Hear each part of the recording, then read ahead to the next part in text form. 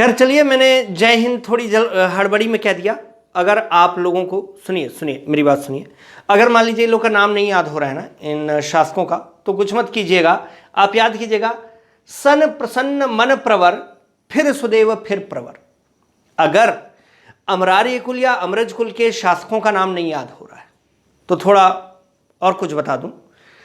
आप याद करेंगे, सन प्रसन्न मन प्रवर, फिर सुदेव फिर प्रवर। सन प्रसन्न मन प्रवर, सा से शरभ, ना से नरेंद्र, फिर प्रसन्न, फिर मन से कौन हो गया, मनमात्र या मानमात्र, फिर प्रवर, फिर सुदेव फिर प्रवर।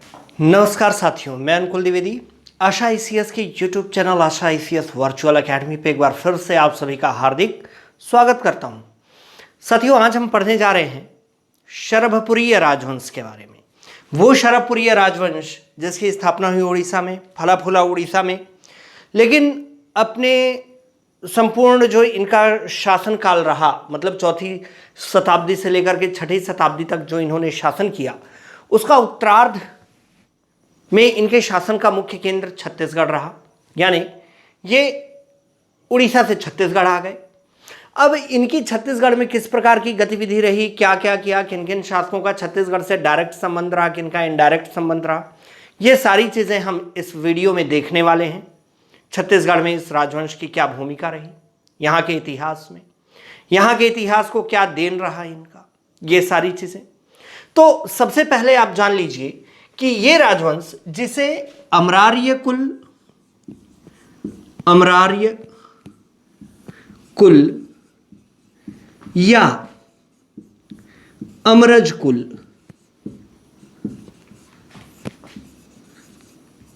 के नाम से भी इसे जाना जाता था।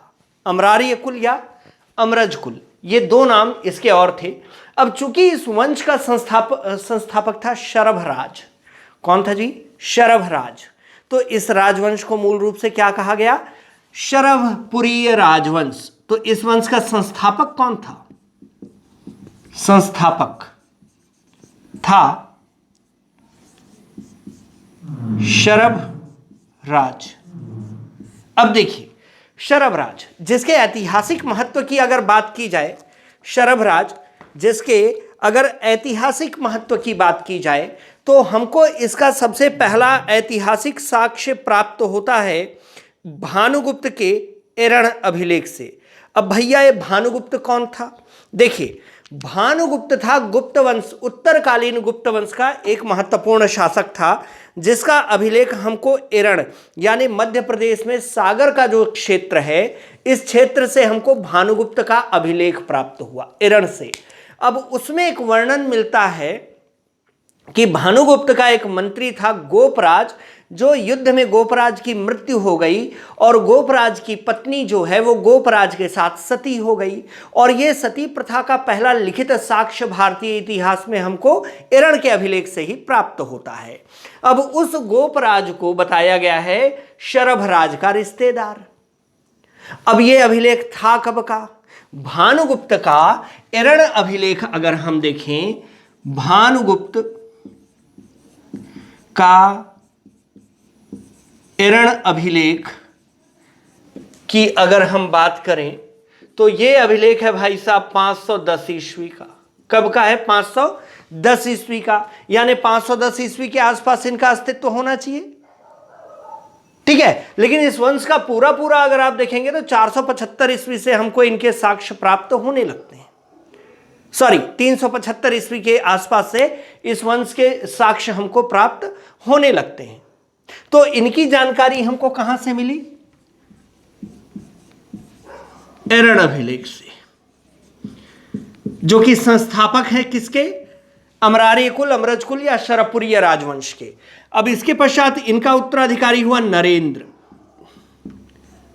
ज्यादा जानकारी इसके बारे में नहीं है, नरेंद्र के बारे में, ठीक है। ये भी वैसे बोलता बहुत रहा होगा, उम्मीद है।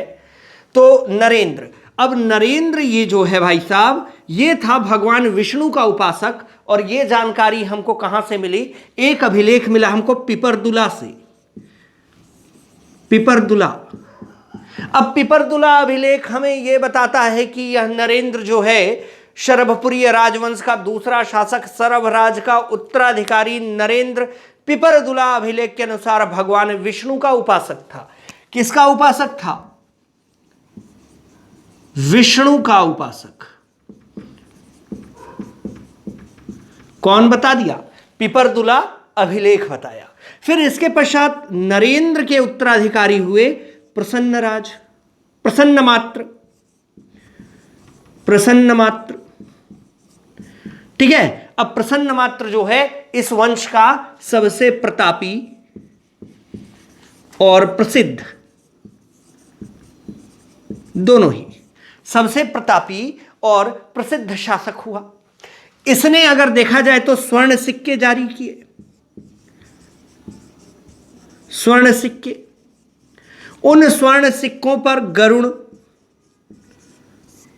शंख, कमल आदि वो चिन्ह जो वैष्णव धर्म से संबंधित हैं वो सारे के सारे बने हुए थे। तो ये एक महत्वपूर्ण घटना हो गई इस काल की। फिर इसके बाद अगला जो इसके संबंध में महत्वपूर्ण तथ्य है, इसने प्रसन्नपुर नामक नगर की स्थापना की। प्रसन्नपुर नामक नगर की स्थापना की इसने निडिला नदी के तट पर।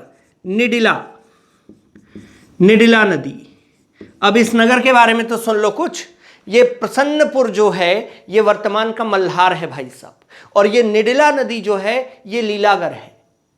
कह सकते हो ना आप, निडिला नदी के तट पर है मल्हार इक नगर। निडिला नदी के तट पर मल्हार इक नगर, जहां मां है डिंडेश्वरी पाताल महेश्वर। निडिला नदी के तट पर मल्हार है नगर, जहां मां है डिंडेश्वरी पाताल महेश्वर, मतलब पातालेश्वर महादेव का मंदिर भी आपको यहां से मिला है।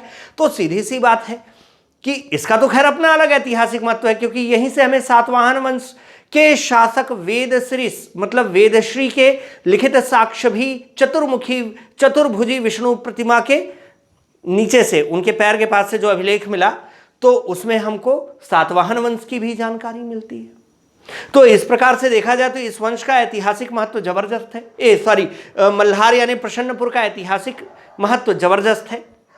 ठीक है, अब इसके पश्चात इनकी जानकारी, इसके जो अगले उत्तराधिकारी हुए वो हुए मनमात्र, मतलब मानमात्र, या इनको आप लिख सकते हो, इन्होंने उपाधि धारण की थी दुर्गराज की, दुर्गराज। तो इनका पूरा नाम हम बोलते थे दुर्गराज मानमात्र, और एक उपाधि इन्होंने और धारण की जयराज।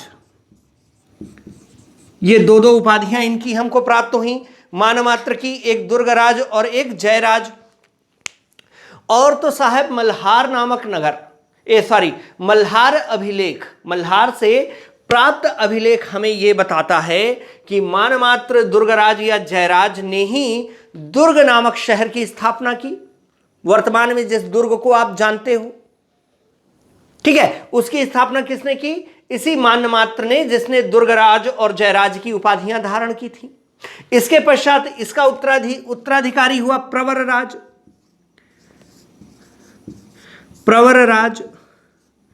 प्रथम। ठीक है, प्रवरराज प्रथम। अब प्रवरराज प्रथम ने क्या किया? इसने राजधानी, इनकी राजधानी कहां थी बता रहा, संबलपुर उड़ीसा।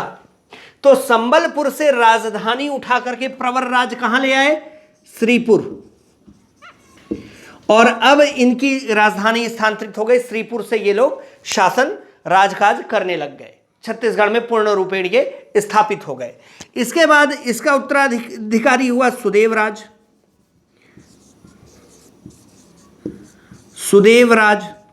ठीक है, अब देखिए भाई साहब, सुदेवराज जो है, इसने इंद्रबल नामक एक मंत्री को अपने यहां पदस्थ किया। क्या नाम था उसका? इंद्रबल। ठीक है, वैसे इंद्रबल की ज्यादातर जानकारी हमको कवाताल अभिलेख से मिलती है। किससे मिलती है?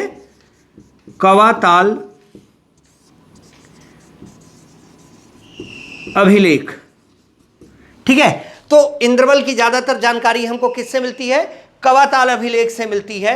और भाई साहब ये जो इंद्रबल था महत्वाकांक्षी था, सुदेव राज तक इस वंश का शासन राजकाज अच्छा चलता आया, सबने अच्छे से शासन किया। लेकिन सुदेव राज का जो उत्तराधिकारी हुआ, वैसे बहुत ज्यादा जानकारी इन लोगों के बारे में हमें नहीं मिल रही है, ठीक है। वैसे सुदेव राज का जो उत्तराधिकारी हुआ वह होता है प्रवर राज द्वितीय। प्रवर राज द्वितीय। अब प्रवर राज द्वितीय सर्वथा अयोग्य शासक था। इंद्रबल के द्वारा प्रवर राज द्वितीय का वध कर दिया गया और प्रवर राज द्वितीय का वध करके इसी इंद्रबल ने छत्तीसगढ़ में पांडुवंश की स्थापना की। अब इसके बाद आगे हमको देखना है पांडुवंश। बहरहाल शरभपुरीय राजवंश की जानकारी इतनी ही थी। शरभपुरीय राजवंश की जानकारी इतनी ही थी।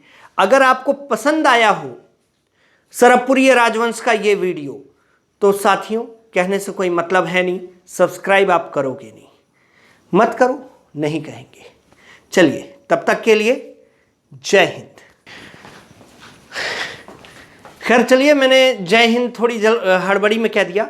अगर आप लोगों को सुनिए मेरी बात सुनिए, अगर मान लीजिए इन लोग का नाम नहीं याद हो रहा है ना इन शासकों का, तो कुछ मत कीजिएगा, आप याद कीजिएगा सन प्रसन्न मन प्रवर फिर सुदेव फिर प्रवर। अगर अमरार्य कुल या अमरज कुल के शासकों का नाम नहीं याद हो रहा है तो थोड़ा और कुछ बता दूं, आप याद करेंगे सन प्रसन्न मन प्रवर फिर सुदेव फिर प्रवर। सन प्रसन्न मन प्रवर, सासे शरभ नासे नरेंद्र, फिर प्रसन्न, फिर मन से कौन हो गया? मनमात्र या मानमात्र, फिर प्रवर, फिर सुदेव फिर प्रवर। सन प्रसन्न मन प्रवर फिर सुदेव फिर प्रवर। सन प्रसन्न मन प्रवर, सा से सरभ न से नरेंद्र, प्रसन्न, फिर प्रसन्न मात्र, फिर उसके बाद मन, मन से हो गया मान मात्र, फिर प्रवर, फिर सुदेव फिर प्रवर। सन प्रसन्न मन प्रवर फिर सुदेव फिर प्रवर।